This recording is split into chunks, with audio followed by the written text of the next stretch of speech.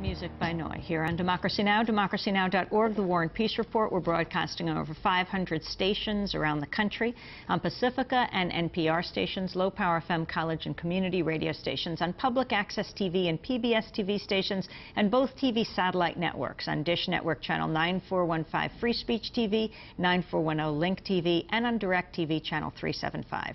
We're also video and audio podcasting at democracynow.org, and our headlines are available in Spanish, in audio and transcript form for any radio station to take, as over 150 are around the world. I'm Amy Goodman as we continue our discussion on this 40th anniversary of the Arab-Israel war that took place this time this week, 40 years ago. Our guest, Tom Segev, historian and columnist with the Israeli newspaper Haaretz, his latest book, 1967, Israel, the War and the Year That Transformed the Middle East. Dr. Mona El-Farra, born in Gaza, lives in Gaza, writes from Gaza, the blog From Gaza with Love.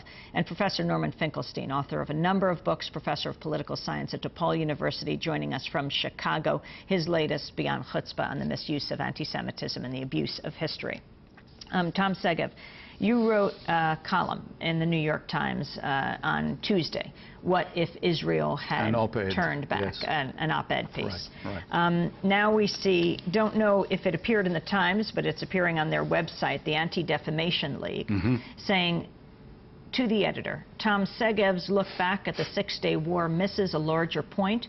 Israel not only had no intention at the outset of conquering land, afterwards it offered the Arabs return of the land in exchange for peace. In both the 1948 and 1956 wars, Israel won land in the Sinai, but was forced by international pressure to relinquish it without getting any peace or guarantee of quiet in return. As a result, new wars occurred, first in 56, then in 67. This time around, Israel was determined to hold on as leverage for peace. Israel's attitude resulted in UN Security Council Resolution 242, peace with Egypt and peace with Jordan. How was Israel to know that even the offer of returning land, as at Camp David, and the unilateral withdrawal from Gaza would not only yield peace, but would lead to further Palestinian extremism? The history is tragic, not because of Israel's victory in 1967, but because of Palestinian unwillingness to make critical decisions for peace and compromise. That's a letter written by the Anti-Defamation League. Your response? You're giving me a hard time, really. You just made me defend myself against the extreme left. Now I have to defend myself against the Anti-Defamation League.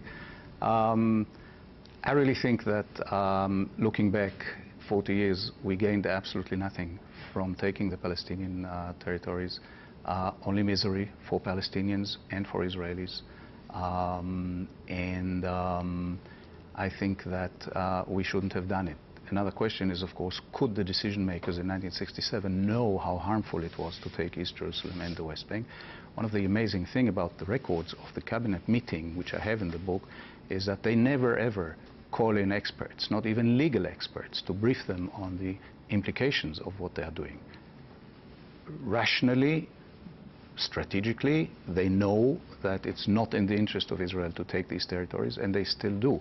So it's really a moment where we do something which is wrong, and then that lasts for many, many years. Now, the Palestinians have made many, many mistakes. I think that they're still making a mistake today by shooting at this tiny little town called Sderot. I think it's very bad for them. Terrorism has proved to be very bad for the Palestinians.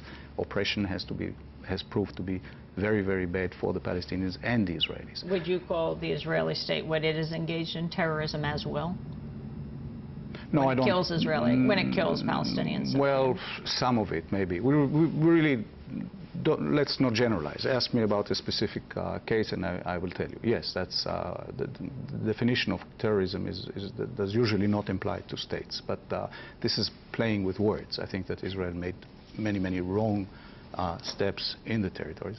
And I think that today it's really about managing the conflict rather than looking for solutions to the conflict. And I think that there are many things to be done to make life more livable. And Mona, coming from Gaza, she will be the first to agree that it needs to be done to make life more livable. Mona, over these 40 years, describe what it is like to live now in Gaza. But first, I would like to comment on terrorism. I consider Israel acts in Gaza and in the West Bank state terrorism. State terrorism, I consider it. And I don't agree with hitting Sderot with rockets, despite the fact that I agree with the right of Palestinian people to resist.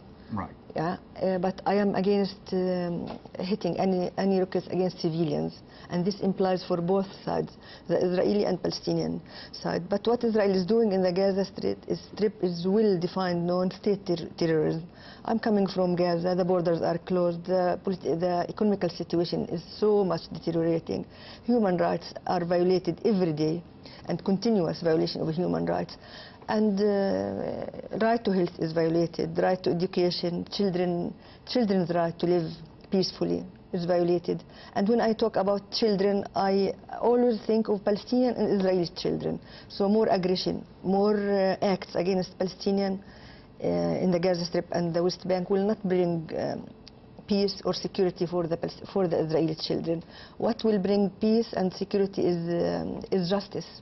And when we are talking about justice, justice doesn't mean to end the occupation now, 40 years of occupation. This 40 years of occupation has been preceded by another 59 years of Al-Nakba, when Israel was founded on the ruins of Palestinian people.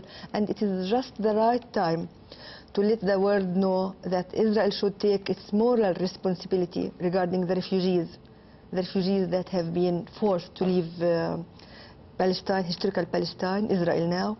Those refugees in a big, large ethnic cleansing operation that happened in 1948. And when we are talking about 40 years of the war, the occupation, or the Nakba, we should not forget other Palestinians who are living outside Palestine. So if we are looking for strategic solutions, for future solutions for the Israeli-Palestinian conflict, we should think of the whole picture as such, and this piece of land must be shared between both. Maybe it is not right now to say this thing, but this is the future for all to live in peace, and this is my opinion. The conflict between Hamas and Fatah, how is that affecting this arrival at some kind of solution? It affected all our lives in Gaza, but to start with, before talking about the conflict, what made this conflict? What are the underlying causes? When Israel left Gaza almost 2 years ago now, it convinced the whole world that the occupation is over in Gaza. The occupation has never been over in Gaza. Gaza was left, the settlers were forced to leave Gaza and the disengagement plan, but Israel still controls Gaza. They control the sea, the land, the borders. They can come and go anytime they want. So, and Gaza was left where 1.4 million population living in this very small piece of land in very dire general situations, economical, health, all situations are very deteriorating and dire. And so things are boiling inside Gaza, a lot of arms in Gaza, a lot of factions. And this is the start of the problem, to leave people in big pressure cooker, big prison called Gaza. The clashes were inevitable. It should happen, but despite of this, I don't give any excuses for Fatah or Hamas to go through these interclashes. It affected our lives very much in Gaza. I blame both parties, and it made the situation more complicated. And from my point of view, I look at the humanitarian side. It made our lives difficult in Gaza, these interclashes. Professor